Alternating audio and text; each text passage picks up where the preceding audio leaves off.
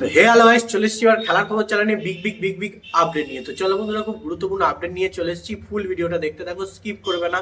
Skip করলে কিন্তু ভিডিওর মধ্যে অনেক কিছু মিস করবে। এবং এই খেলার খবর চ্যানেলে যারা নতুন আছে, অবশ্যই খেলার খবর চ্যানেলটা সাবস্ক্রাইব করে পাশে থাকো। পাশে থাকা বেল আইকন ঘন্টাটাকে ঢং করে বাজিয়ে দাও। বেশি বেশি লাইক এবং কমেন্ট করে দাও, যাতে মোটিভেট হয় তোমাদের এই খেলার খবর চ্যানেলে এই ফার্স্ট আপডেট দিতে পারি। তো চলো বন্ধুরা, ফার্স্ট যে আপডেটটা নিয়ে কথা হলো সেটা হচ্ছে খুব গুরুত্বপূর্ণ আপডেট। তো তার আগেই তোমাদের থেকে সরি চেয়ে নিচ্ছি, কারণ লেট ভিডিওটা যাচ্ছে। তো ফার্স্ট আপডেটটা হচ্ছে এমবিএসজি শিবিরের প্লেয়ার দিমিত্রি পেত্রাদাসকে নিয়ে। তো দিমিত্রি পেত্রাদাস কিন্তু কালকে একটা জোড়া গোল করে কিন্তু নিজেকে আবারও সেই পুরনো ফর্মে ফিরে পেল। এবং মোহনবাগান সমর্থকদের এই দিমির জোড়া গোলে কিন্তু প্রচুর পরিমাণে একটা আনন্দিত তারা উপভোগ করতে পেরেছে। কারণ কালকে মোহনবাগানের রিজার্ভ দলের সঙ্গে কিন্তু মোহনবাগানের যে মেন দল তার খেলা ছিল, সেই ম্যাচে কিন্তু মোহনবাগানের হয়ে দিমিত্রি পেত্রাদাস জোড়া গোল করে, অসাধারণ পারফরমেন্স করে। মানে দলকে সে যে নির্ভরতা যোগাতে পারবে তার কিন্তু একটা পুরোপুরি মানে আশা জুগিয়েছে কালকের ম্যাচে। বেসিক্যালি কোচ সার্জিও লোবেরা কিন্তু বিশ্বাস করতেই পারে দিমির ওপরে, যে দিমি আশা করি এবছরে কিন্তু মরসুমে আইএসএলে ভালো পারফরমেন্স করবে। এবং তার জোড়া গোল, অসাধারণ পারফরমেন্স তাকে তার পুরনো ছন্দে ফিরে যেতে সাহায্য করেছে। তো যাই হোক, দিমিকে আমরা কাল দেখেছি তার পুরনো ফর্মে ফিরে যেতে, এবং অসাধারণ প্র্যাকটিস ম্যাচ করেছে। প্র্যাকটিস ম্যাচে কিন্তু অনুশীলন ম্যাচে কিন্তু সেখানে দুটো গোল তিনি তার আয়ত্তে নিয়েছেন। তো সেক্ষেত্রে যাই হোক, এই আপডেট ছিল। বা নেক্সট যে আপডেটটা নিয়ে কথা বলবো, খুব গুরুত্বপূর্ণ আপডেট, সেটা হচ্ছে এমবিএসজি শিবিরের মানে কর্মকর্তা দেবাশিস দত্তকে নিয়ে। তো দেবাশিস দত্ত কিন্তু এমনই মন্তব্য করেছেন, বা এমনটাই কিন্তু চারদিক থেকে জানা যাচ্ছে, এ মরশুমে কিন্তু আইএসএল মোহনবাগান মাঠেও হতে পারে।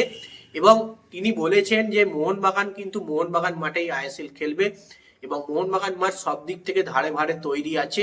শুধুমাত্র স্টেডিয়ামে দর্শক সমর্থকের যে জায়গা সেটা কিন্তু খুবই কম, যে হই হই উন্মাদনা হয় সেই জিনিসটা কিন্তু হবে না।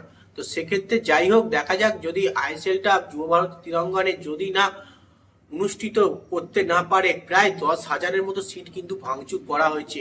আশা করব কিছু হলেও সিট ঠিক হয়ে গেছে, মানে তাখানে যুব ভারতী ক্রীড়াঙ্গনে কিন্তু কাজ চালু হয়ে গেছে। এবং কোনো যদি প্রবলেম হয়, কিছু প্রবলেম হলে কিন্তু মোহনবাগান মাঠ আছে, সেই মোহনবাগান মাঠে কিন্তু মোহনবাগান তার হোম ম্যাচটা খেলতে পারবে, এমনটাই কিন্তু কর্মকর্তা দেবাশিস দত্ত বার্তা দিয়েছেন। তো দেখা যাক কি হয়। তো যাই হোক, এবার নেক্সট যে আপডেটটা নিয়ে কথা বলবো, খুব গুরুত্বপূর্ণ আপডেট, সেটা হচ্ছে একটি ইস্ট বেঙ্গলকে নিয়ে এবার আপডেট দিই। তোমরা নিশ্চয়ই জানো ইস্ট বেঙ্গলের একটা বিদেশি নিয়ে প্রচুর পরিমাণে কথাবার্তা হয়েছে। বেসিক্যালি আমি কিন্তু আপডেটে জানাইনি। তো প্লেয়ারটার নাম হচ্ছে ডিওগো মরিসিওকে হামিদ আদাদের জায়গায় আনার একটা প্রচুর পরিমাণে বড় পরিকল্পনা করছে ইস্ট বেঙ্গল এফসি শিবির। এবং ডিওগো মরিসিওকে যদি দলে নিয়ে আসে, তাহলে কিন্তু অসাধারণ পারফরমেন্স করতে পারবে। কারণ ওড়িশা এফসির হয়ে কিন্তু এই প্লেয়ার কিন্তু অসাধারণ পারফরমেন্স করেছে, প্রচুর পরিমাণে গোল করেছে, ছোটার ক্ষমতা আছে প্রচুর পরিমাণে। মানে আইএসএল এর যে সমস্ত মাঠ আছে ইন্ডিয়াতে, সেই সমস্ত মাঠকে তিনি চেনেন। যদি ইস্ট বেঙ্গল তাকে সাইনিং করাতে পারে, একটা বেস্ট সাইনিং হবে বলে আমি মনে করি। তো ডিওগো মরিসিওকে যদি ইস্ট বেঙ্গল এফসি পুরোপুরি কনফার্ম করতে পারে, তাহলে এবছর তারা আইএসএল এ একটা ভালো সাইনিং করবে বলে আমি মনে করছি। কারণ এখনো টাইম আছে, 14ই ফেব্রুয়ারি থেকে আইএসএল স্টার্ট। বেসিক্যালি আজ কিন্তু 12 তারিখ, তো এখনো হাতে অনেক টাইম আছে। কিছুদিনের মধ্যে আশা করছি হয়তো ডিলটা ডান করে নেবে ইস্ট বেঙ্গল এফসি সিবি। তো নেক্সট এবং লাস্ট আপডেট যেটা নিয়ে তোমাদের সঙ্গে কথা বলবো, সেটা হচ্ছে খুব গুরুত্বপূর্ণ আপডেট, সেটা হচ্ছে আইএসএল নিয়ে। তো আইএসএল তো হবে, আইএসএল হলো, এরকম সবকিছুই ঠিকঠাক হলো। আইএসএল নিয়ে কিন্তু আজ কবে কার সঙ্গে কার ম্যাচ পড়ছে সেই শিডিউল ঘোষণা দিন আজকে, সম্ভবত আজকে বা কালকের মধ্যে তোমরা পুরোপুরি জানতে পেরে যাবে। এবং তোমরা অনেকেই কিন্তু কমেন্টে জিজ্ঞেস করছো, দাদা লাইভ কোথায় আমরা দেখবো, মানে আইএসএল এর লাইভ কিন্তু আমরা কোথায় দেখবো বুঝতে পারছি না। যদি কমার্শিয়াল পার্টনাররা ভালো সাপোর্ট করে, স্পন্সরশিপ আসে, তাহলে কিন্তু তোমরা যেমন SS3, স্টারপোর্টস 1, হিন্দি 1, এইসবে তোমরা আইএসএল দেখতে পাচ্ছিলে, এসব জায়গায় কিন্তু তোমরা আইএসএল দেখতে পাবে।